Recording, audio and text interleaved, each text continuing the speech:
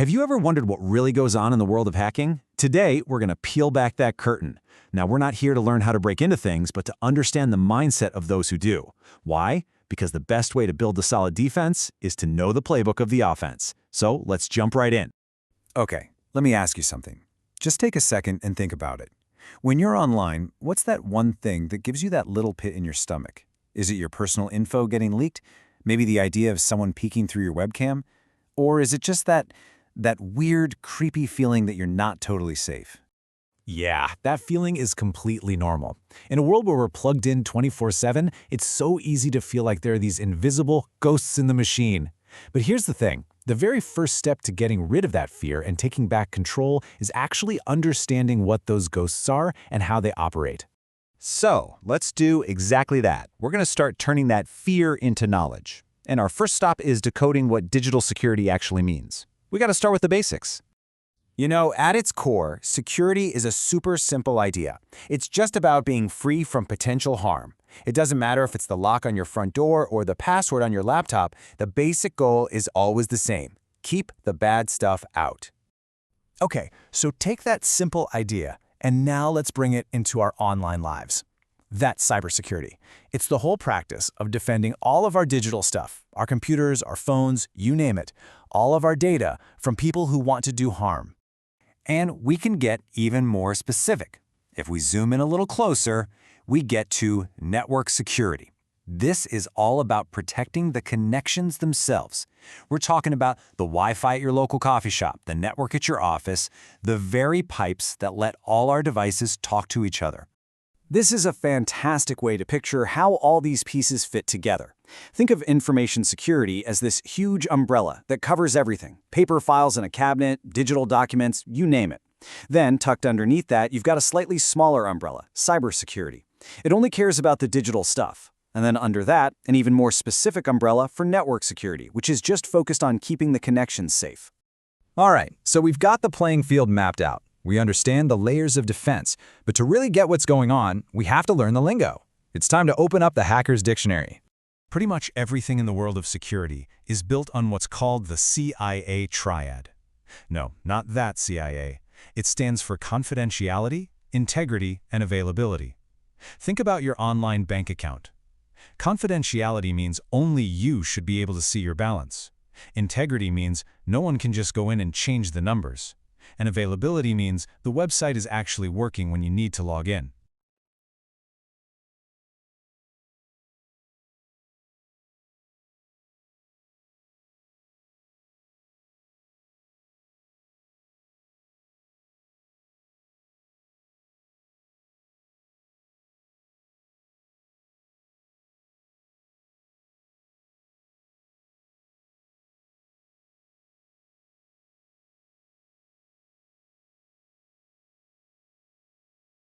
So, keeping those three pillars in mind, a threat is basically anything that could mess with one of them. It could be a person, like a hacker trying to steal your password, or it could even just be an event, like a storm knocking out power to your bank's servers. That affects availability. But here's the catch. A threat is just a potential problem. It needs a way in. It needs an opening.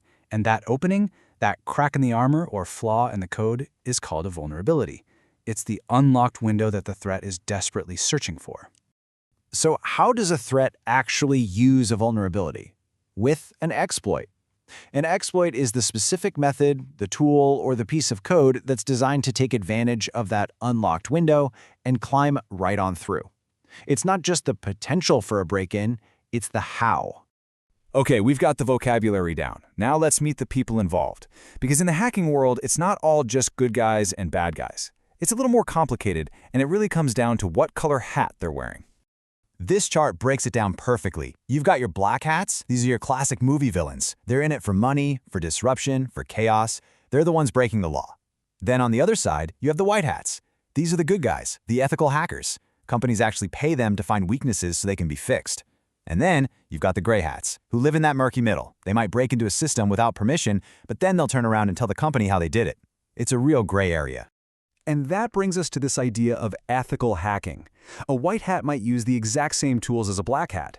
The huge, game-changing difference comes down to two things: permission and purpose. They have permission to be there, and their one and only goal is to make things more secure, not less.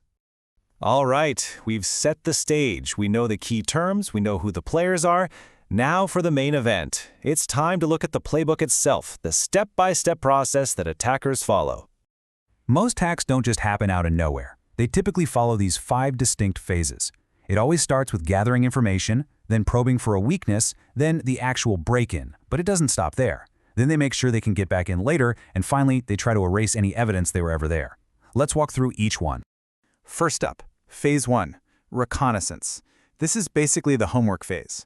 An attacker is gathering as much intel as they can about their target, and they're doing it quietly. They might be looking up employee names on LinkedIn, checking out a company's website. It's all about passive information gathering. Think of it like a spy just watching a building from across the street with binoculars. Okay, next up is scanning. Now that they've done their homework, the attacker starts to actively poke and prod at the target's network. They're using what they learned to look for those vulnerabilities we talked about earlier. This is literally like walking down a long hotel hallway and just rattling every single doorknob, hoping to find one that's unlocked. And then we hit Phase 3, the big one, gaining access. They found that unlocked door. Maybe it was a server that was never updated, and now they use an exploit to walk right in. This is the breach. This is the moment they get past all the defenses and are officially inside the system. But you know, a really smart attacker doesn't want to go through all that work just for a one-time visit. So in Phase 4, maintaining access, they set up a way to come back whenever they want. They might install something called a backdoor or a rootkit, which is basically like leaving a hidden key under the doormat so they can get in again easily and quietly. So there you have it. That's the playbook. You know the language, you know the players, and now you know the 5 phases of an attack. But knowing all this is just the first step. The real question is, what are you going to do with this knowledge? Now that you know what you're up against, what's the very first tangible step you're going to take to protect your digital life?